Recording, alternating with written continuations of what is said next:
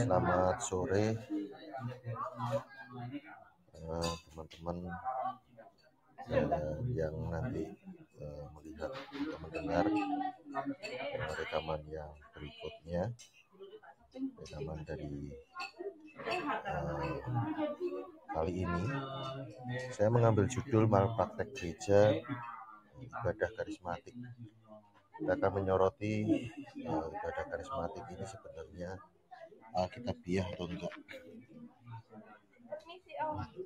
Ya, jadi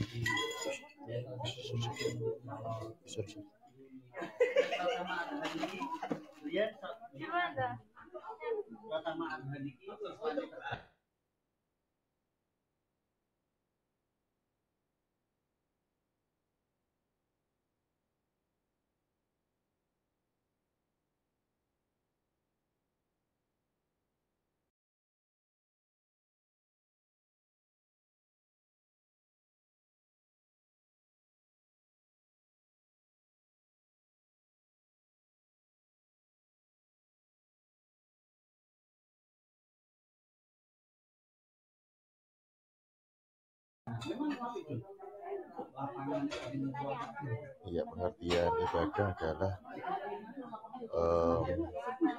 tentunya fokusnya kepada Tuhan.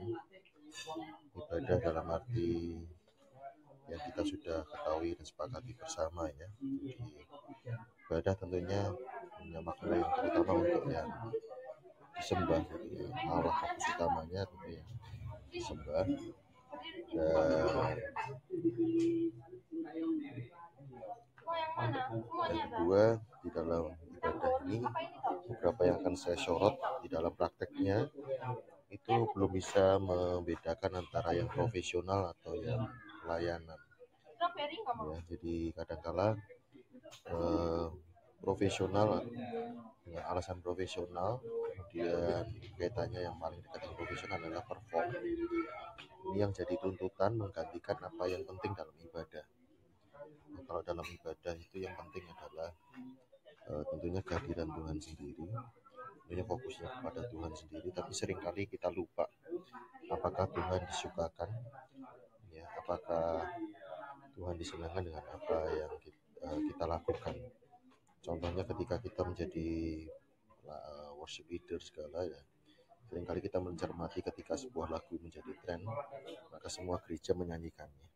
Nah, jadi sebetulnya ini kita yang suka lagunya atau Tuhan yang suka lagunya. Dan berapa banyak kita yang bertanya kepada Tuhan apa menjadi agenda Tuhan dalam ibadah tersebut. Seringkali kita ya nggak ada salahnya sih sebetulnya, ya, berkoordinasi dengan pengkhotbah, tetapi juga kadang-kadang kita tidak bertanya gitu, ya, apa yang jadi agenda Tuhan di dalam ibadah tersebut. Kita terpatok dengan liturgi, jadwal, dan sebagainya. Lalu di dalam ibadah itu juga ada yang sering kita dengar memberi yang terbaik, ya, berkaitan dengan profesional tadi, berkaitan dengan performance.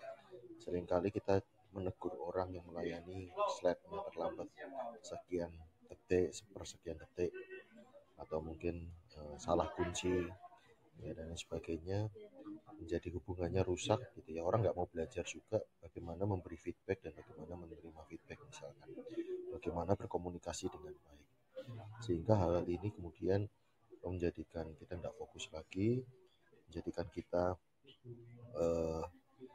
terdistrak, ya, kita nggak fokus, kemudian kita ribut dengan urusan-urusan yang demikian.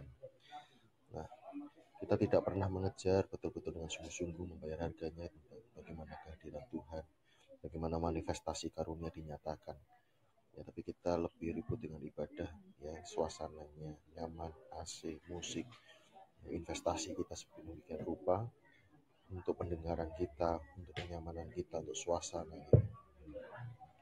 Lalu yang disorot berikutnya adalah soal ketertiban, ya, soal liturgi. Adalah Allah berkata bahwa roh yang diberikan itu bukan roh ketakutan, tapi membagikan kekuatan, kasih, dan ketertiban. Kalau kita membantu roh Allah itu tertib, berarti roh itu tidak tertib. Sementara kita tahu tadi di ayat 2 Timotius 1 ayat 7 dikatakan roh itu tertib. Artinya kalau kita percaya bahwa roh itu tertib, maka roh itu bisa menertibkan kita. Nah, apakah roh itu kurang sehingga perlu dibantu kita? Nah, lalu ada beberapa paradigma di dalam ibadah yang juga salah, diantaranya adalah untuk, bukan karena. Ya, seringkali kita ibadahnya seperti menyuap Tuhan. Apa yang kita lakukan tidak membuat Tuhan berubah atas hidup kita, tapi kita melakukan karena Tuhan sudah mengasihi kita, Tuhan sudah memberi yang terbaik. Jadi kemudian ibadah itu munculnya dari hati. Kita tahu tepuk tangan, lompat-lompat, angkat tangan, semua ada dasar ayatnya. Tapi pertanyaannya, apakah ketika kita melakukan itu kita terdorong oleh keinginan atau disuruh WL? Ya, kita jadi robot, kita otomatis, bahkan juga dalam khotbah dan sebagainya ya ada amin, kita tanpa pernah berpikir betul-betul apakah saya mengendakinya, apakah itu timbul dari pikiran atau dari hati kita, tapi atas pimpinan faktor luar. Ayo mari bangkit berdiri, ayo mari menyanyikan, ayo tepuk tangan, tapi apakah betul hati kita jadi nyanyi pun apakah kita menikmati, kita menyadari lirik demi lirik? Seringkali semua otomatis. Nah, jadi dalam ibadah karismatik perlu banyak hal yang menurut saya perlu dikritisi. Kenapakah Alkitab menulis demikian? Itu betul, sekali lagi ya, tadi kayak tepuk tangan, angkat tangan, semua ada dasar ayatnya. Tetapi apakah itu dilakukan dengan kesadaran? Apakah itu dilakukan dari dalam hati? Apakah itu dilakukan dengan sungguh-sungguh? Jadi itu yang perlu perhatikan juga. Kalau urutan-urutan, kita bilang gereja Protestan liturgis, gereja Protestan tidak bisa ngalir, batasan-batasan tentang mengalir, batasan-batasan tentang bagaimana ikut di dalam tuntunan Tuhan, lalu bagaimana mendengar suara Tuhan, apakah Tuhan masih berbicara sampai hari ini, apakah seperti apa sih ibadah, bagaimana manifestasi karunia dinyatakan. Ada banyak di gereja. Menurut saya yang kurang adalah pernyataan atau manifestasi perwujudan daripada kuasa. Generasi sekarang ini makin minim kuasa Allah dinyatakan. Tetapi satu sisi mempercayai kuasa setan lebih besar. Kalau setan mampu melakukan ini itu, ya, tetapi kita padahal itu sama-sama dunia supranatural. Kita lupa bahwa Tuhan jauh lebih besar, Tuhan bisa melakukan, Tuhan itu nyata. Kali kita lebih yakin, lebih menyadari kenyataan setan daripada kenyataan Tuhan. Nah, kita lebih percaya omongan filsafat daripada betul-betul kita ngalami sendiri. Nah, jadi dalam malpraktek gereja ini, lalu siapa yang memimpin, siapa yang dipimpin, ya. Lalu apakah ketika gerak dan lagu itu sebetulnya keinginan kita untuk lucu, untuk funnya kita, atau untuk Tuhan? Ketika kita melakukan segala sesuatunya, sekali lagi di dalam ibadah gereja, itu fokus utama kita semestinya kembali kepada Tuhan. Ya, jadi kita bisa cek ketika di dalam ibadah kita menuhankan Tuhan atau menuhankan alat musik. Ya, kita harusnya bisa memuji Tuhan, menyadari Tuhan baik dengan alat musik lengkap maupun tidak ada alat musik. Apakah ketika yang biasa menyembah Tuhan dengan alat musik lengkap, apakah itu memengaruhi suasana hati kita? Ya, kita merasa nggak ada hadirat Tuhan, itu suasana hati kita yang tidak menyadari, atau betul demikian gitu ya. Lalu dengan mudahnya kadang kita menghakimi atau menilai gereja lain tidak ada Roh Kudusnya, tidak ada hadirat Tuhan. Maka benar demikian. Apa yang kita sembah, liturginya, caranya, atau betul-betul kita meyakini bahwa Tuhan itu hadir, kedua tiga orang berkumpul, sepakat dan kemudian menyadari kehadiran Tuhan, yang udah sungguh-sungguh mencari Tuhan, maka dia hadir. Atau ya harus yang merasa karismatik, ya merasa harus ada satu dua lagu, kemudian hal yang lain adalah penerapan manifestasi karunia. Ya, karunia roh, bahasa roh itu apakah benar untuk diterapkan di dalam ibadah, atau sebetulnya karunia bahasa roh itu untuk pribadi. Ya. Lalu bagaimana ketika dalam ibadah beberapa porsi orang itu kemudian ada penafsiran bahasa roh, pernyataan nubuatan, bagaimana itu bisa mengalir di dalam sebuah ibadah. Lalu 1 Korintus 14 dikatakan hendaklah tiap-tiap orang memberi, jadi hendaklah tiap orang bermazmur. Jadi datang ibadah itu untuk memberi, bukan untuk menerima. Ini salah satu juga yang paradigma di dalam ibadah yang perlu diluruskan. Ibadah itu untuk kita atau untuk Tuhan? Siapa yang sebenarnya punya hak untuk mendapatkan? Tuhan mendapatkan penyembahan kita atau kita yang mendapatkan sesuatu? Atau itu sebetulnya kita barterkan? Aku menyembah Tuhan supaya Tuhan melakukan sesuatu, supaya Tuhan memberkati kita. Nah, ini perlu direnungkan. Kenapa kita ibadah? Untuk apa kita ibadah? Dan dengan apakah kita ibadah? Kalau apa yang hilang dalam sebuah ibadah, menurut saya adalah kekaguman, kekudusan, ya, takut akan Tuhan, ya, yang itu miss dari gereja gitu.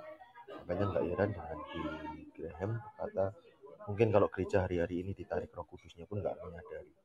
90%, 95% gereja bisa berlanjut tanpa Roh Kudus. Jadi itu yang mungkin jadi pemantik diskusi kita sore hari ini. Biar silahkan teman-teman juga mau bertanya atau mau menanggapi. Ada Kak Sari, ada Kak Huta. Ya, terima kasih sudah mampir, dan silahkan kalau mau speak up gitu ya.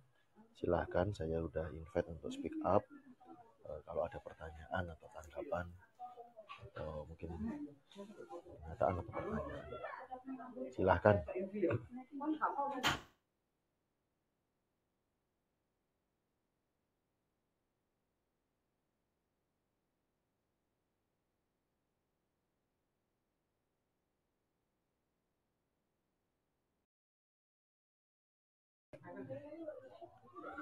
Ya, ada Kak Sari, silahkan kalau mau menanggapi pernyataan atau pertanyaan, atau mungkin bisa meninggalkan di kolom chat.